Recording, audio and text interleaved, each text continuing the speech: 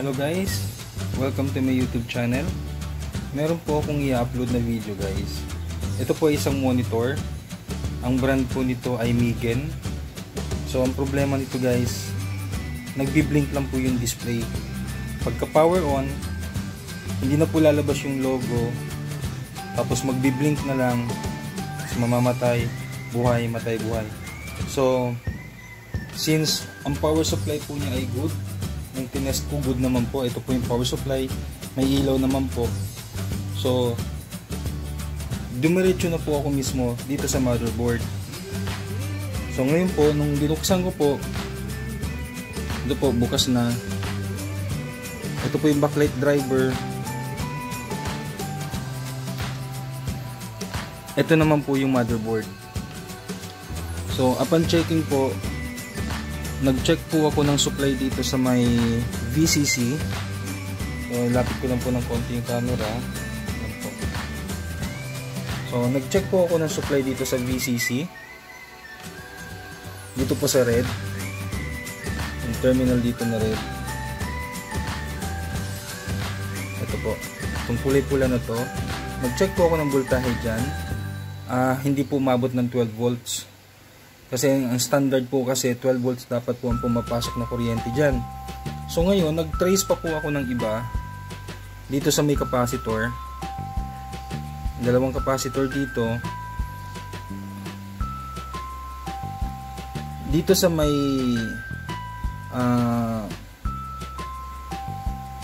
capacitor, nag-check din po ako ng voltahe. Ganun pa rin po, tumatalon pa rin po yung supply. So nag-check din po ako dito sa coil.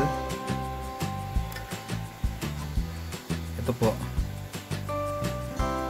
Nag-check po ako dito sa coil.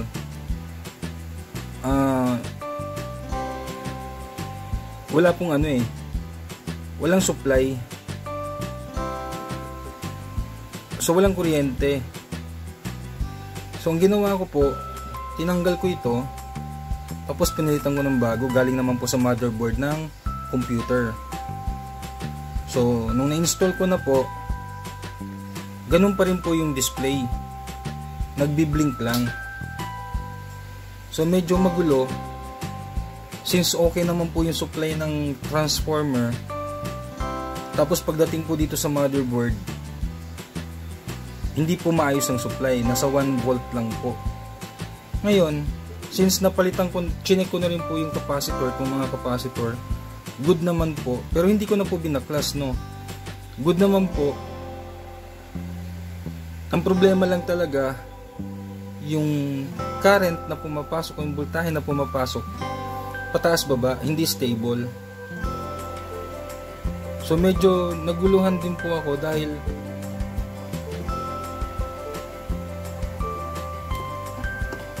medyo magulo din po kasi nga hindi ko na po alam kung saan ako magpo-focus.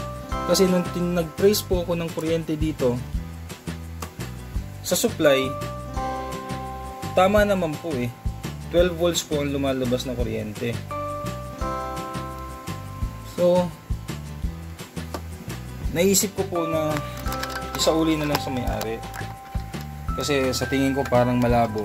Ang suspecha ko po, baka naman po yung motherboard na may problema. Kasi nga po, yung supply ay hindi stable. So, baka sakali pa po ako na maging stable yung kuryente, bago ko isarado, bago ko ibalik sa may-ari, tinanggal ko po yung wire papuntang backlight. So, ito po yung wire papuntang backlight. Ito po, tumpulan na to, dalawa po ito. So ito po yung terminal, dalawa po yan. Tapos ang ginawa ko po, nag-supply naman po ako ng kuryente papuntang backlight. Gamit po yung backlight tester. So ito po yung backlight tester. Nung nilagyan ko na po ng supply yung backlight, may naaninag na po ako na display. Pero nga, ang nangyari, naka-vertical line. Puro vertical lines po. Kaya ako naman po ginamitan ng backlight tester para ma-confirm ko lang po kung good pa po ba yung backlight o hindi na. Yun lang naman po yung ano ko. Yun lang naman po ang gusto kong siguraduhin. Baka po ang short ay yung backlight mismo. So since hindi naman po sira yung backlight kasi may display po eh. Ang problem, may ilaw pero wala lang pong display. So ngayon, medyo suko na po eh. Parang ayoko nang gawin kasi nga po, parang imposible kasi wala po akong spare ng motherboard nito. Ito po oh. Wala akong spare. At the same time po, nag-check din po ako sa online shop kung meron po silang ganitong klaseng motherboard. So meron naman pong motherboard na ganito pero magkaiba po ng setup. Wala po dito yung line papuntang backlight, o baka hindi ko lang po napansin kung saan po yung linya papuntang backlight.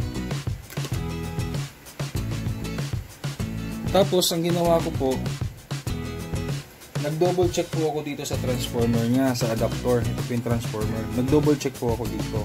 Since good naman po yung ilaw. Ang ginawa ko po, pinutol ko to. Kasi ang gusto kong mangyari, ang duda ko, baka po wala sa motherboard ang problema. Posibleng sa transformer po nagsimula yung problema. Tapos tumawid po dito sa motherboard at nasira po itong coil, itong maliit na coil na to. Since napalitan ko na nga po yung coil at ganun pa rin ang kuryente tumatalon, ang ginawa ko po, dito na po ako nagsukat ng kuryente mismo kung saan po nakatusok tong power supply. So pagkatusok ko pong ganun, dito na po ako nag-abang ng kuryente. Yung gitna po, ito po yung positive, ito na sa gilid, yung po yung negative. So nung isinaksak ko po yung power supply at inilagay ko po itong dalawang test probe, napansin ko po na yung kuryente ay tumatalon din. 3 volts, 1 volt, 5 volts, 3 volts, 1 volt. So pabago-bago. So naisip ko baka sira nga po talaga yung power supply. So ang ginawa ko po, pinutol ko po yung power supply, yung adapter. Ito po yung power supply oh. Ito po yun. Pinutol ko po kasi ang gagawin ko po, idudugtong ko po ang magsusupply po ng kuryente dito mismo sa cable ay yung power supply ko mismo. So papakita ko lang po yung power supply kung saan po kinuha yung kuryente. So ito po yung power supply. So naka 12 volts na po yung settings ko, pero naka off pa po yan. Pag in-on ko, may lalabas pong kuryente dun sa adapter. So ngayon po naka off po yan. So ang gagawin ko po, try po nating ikabit dito mismo sa motherboard.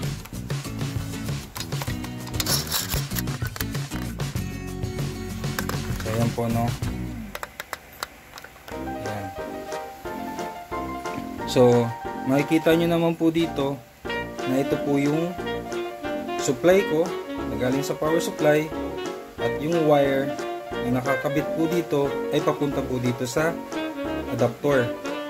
So ang gagawin ko po, tutusok ko po mismo dito sa motherboard.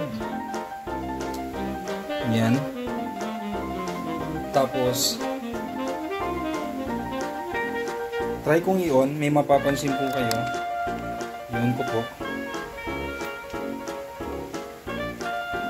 Ayan guys, may display na. So ibig sabihin, yung pinagmulan po ng problema ay yung mismong transformer ng monitor. Nadamay na lang po yung motherboard.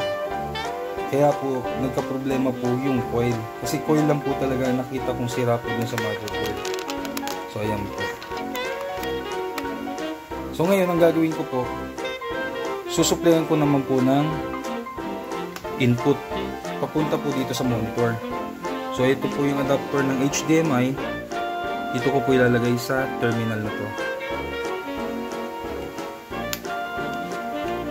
So, ayan. So, gagalawin ko po yung computer para may makita po kayong display. So, yun na guys. May display na.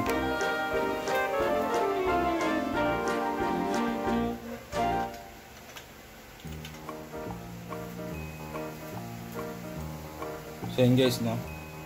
Ibig sabihin, good na po yung monitor. So, kahit pa paano, nasolve po natin yung problema. Kaya, kausap ko na rin po yung may-ari. Sabi ko, na okay na po yung monitor niya. Ang ipoprovide na lang po niya ay yung power supply. Baka meron po siyang stock doon na 12 volts lang po yung output, kagaya nito. Ito po yung adapter niyan. Ayan po, 12 volts, 2.6 amps. Ganito guys, in case po na meron po kayong ganitong klaseng monitor na gumagamit po ng adapter ng transformer, may tip lang po kung ibibigay. Pag bibili po kayo ng transformer, siguraduhin po ninyo na original. Kasi madalas po, pag local po, ang transformer ninyo, balang araw po sisirain po nyo, masisira po itong transformer at madadamay po yung piyesa ng monitor. Kagaya po nito. Paano po ba natin malalaman kung local o original po yung transformer? Unang-una, may brand name. Ito po, walang brand name. Ayan po.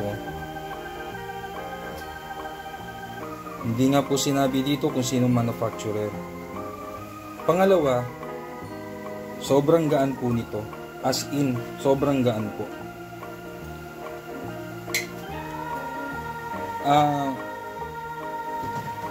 Sa ganito kalaking power supply po, nakahawak-hawak ko, dapat po mabigat. Since local nga po, ibig sabihin, pakunti lang pong piyesa na sa loob nito. Parang cellphone lang po yan. Mapapansin po ninyo, yung charger po ng cellphone ninyo, pag binili nyo po sa labas, sa black market, lalong-lalo na pag local magaan. May kukumpara nyo po yan sa mga original ninyong charger, mabigat. Magkasing laki, pero hindi magkapareho ng bigat. So, ibig sabihin, yung magaan, yun po yung local. Madaling masira. Ganon din po sa transformer. Pag bibili po kayo ng transformer, siguraduhin po ninyo na may laman. Ibig sabihin, siksik yung loob. Hindi kagaya po nito, na sobrang gaan.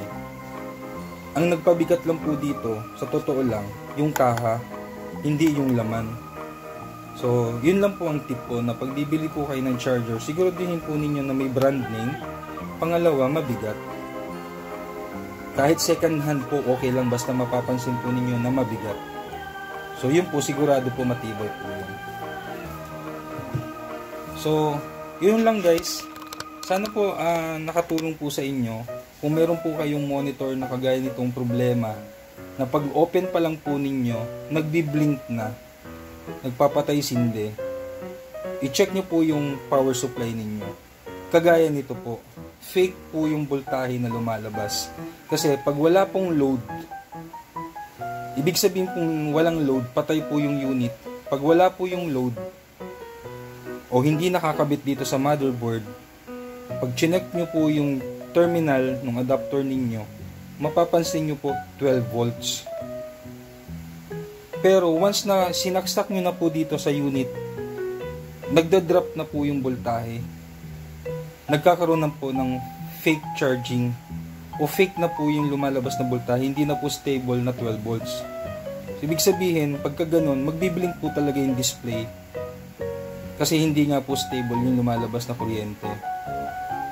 So, pagka ganito lang po ang problema ng unit ninyo, unahin nyo pong i-check yung power supply ninyo bago po kayo pumalikot ng laman. Huwag po kayo basta-bastang mangangalikot ng board kung hindi nyo po mauuna yung power supply. Ngayon, kung nakahiram na po kayo ng power supply kung mapapansin nyo na original naman, try nyo pong isaksak. Posible po na mag-open po talaga yung monitor ninyo. Unless, kung sure na sure po kayo na yung charger na hiniram ninyo nagagamit po sa kabilang unit o sa kapitbahay ninyo o sa pinsan ninyo, nagagamit niya pagdating sa inyo, hindi nyo nagagamit, at saka nyo na po buksan yung motherboard para i-check nyo po doon kung anong pong piyesa ang may sunog. Pag napansin nyo po may sunog doon, yun po lang ang papalitan ninyo, wala na po kayong ibang gagalawin.